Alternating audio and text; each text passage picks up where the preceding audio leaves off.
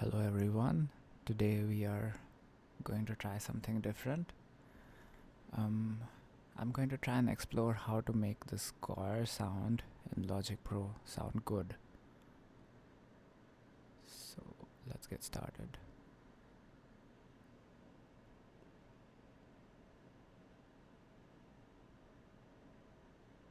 First we are going to have to find the damn thing.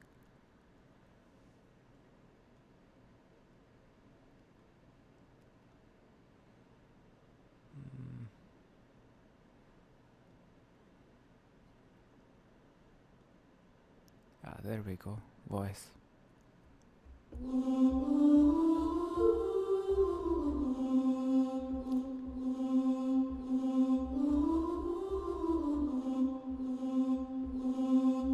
So when I first heard this, I was a little demotivated. I didn't quite know what to make of it. It turns out it's pretty simple. There's a couple of options. Let's pick the largest option first. So what I did is go to Space Designer, large spaces, outdoor spaces, and I use the one which I end up using the most generally, called upper echelons.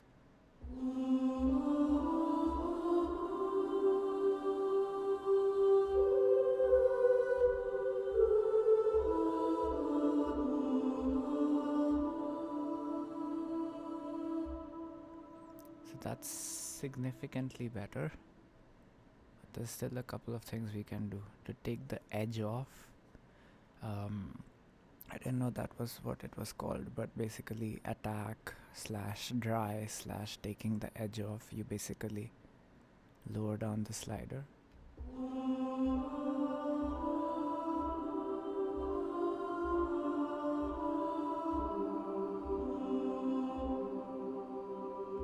Just kind of increase the volume so you can hear it a bit better.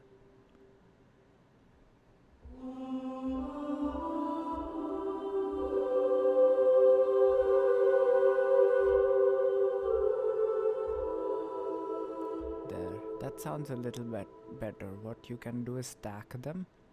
So for instance, if I record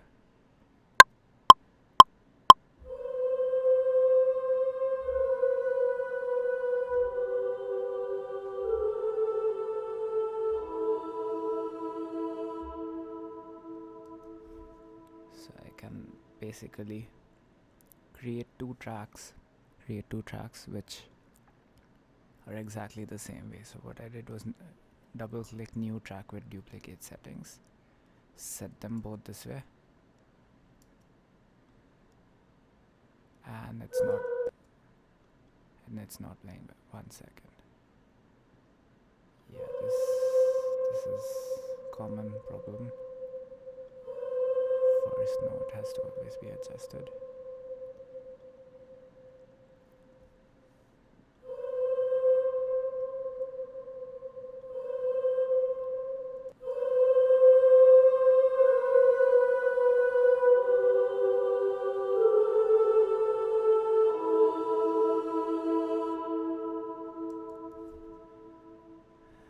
I'm still not satisfied, so let's try something else.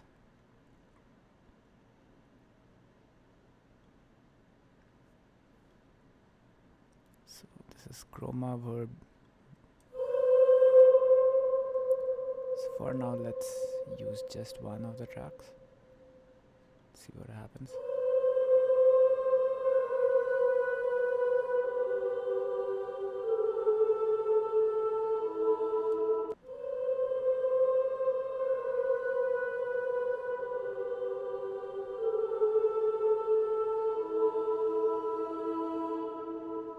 Now it's much better.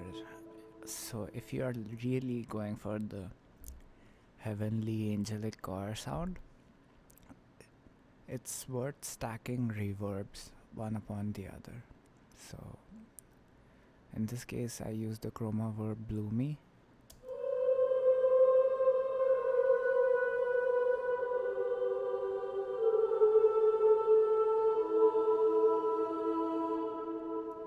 And what it did was it really took the edge off, and it really, for lack of a better adjective, it really made the sound more florid, and so it really feels like a choir, more angelic choir. Now, what if this is the centerpiece? I mean, in the sense that you really need it to be loud. Let's see. I mean, you could just increase the volume, but what happens if we add compressor? It's, by the way, I've not done previously, so this is just exploration even for me. I don't think we need this anymore. Stacking is still a tactic you can use, but let's just say we don't have to use it.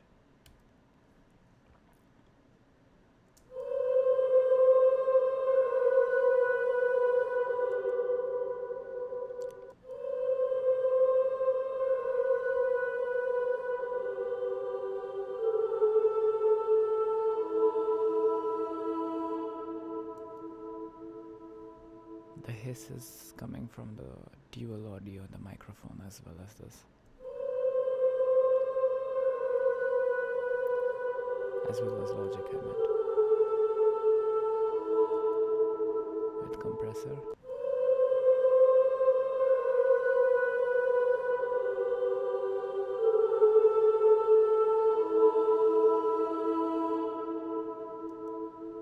Sounds pretty Skyrim to me.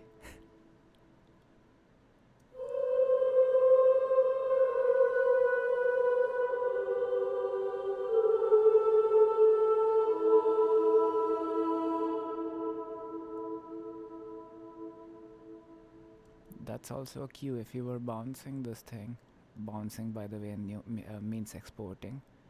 You want to export here, right where the sound cuts off. You really want that decay to happen slowly. Decay is a music term for like the sound gradually decreasing into silence. So that's the point at which you would want to export it. So yeah, I would pick this or this, but let's for fun just try the other ones. That makes it too blunt in my opinion, which is good. So if you're aiming for orchestral choir type thing, orchestral a cappella, you might want to consider something which is more blunt. So just to keep in mind.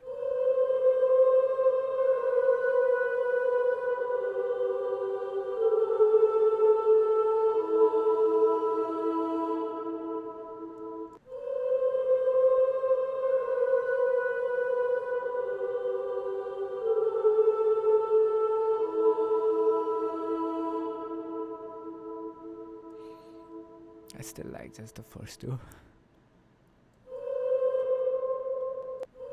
Isn't that radical a difference in the last 2 or 3?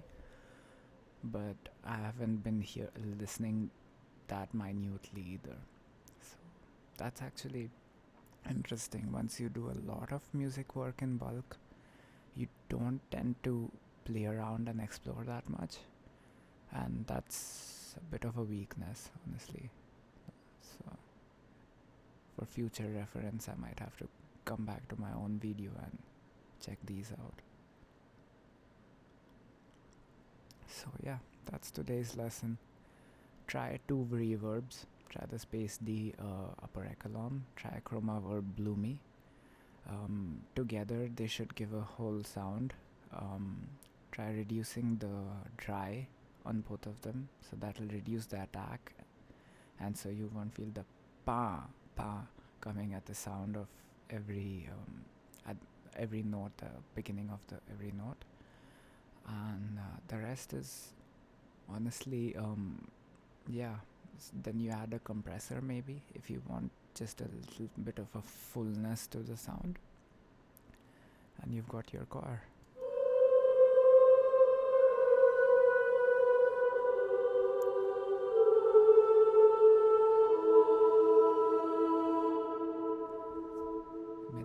trick is actually knowing which notes to play, and that comes with time, experience, and I will be posting more composition based lessons as well, hopefully.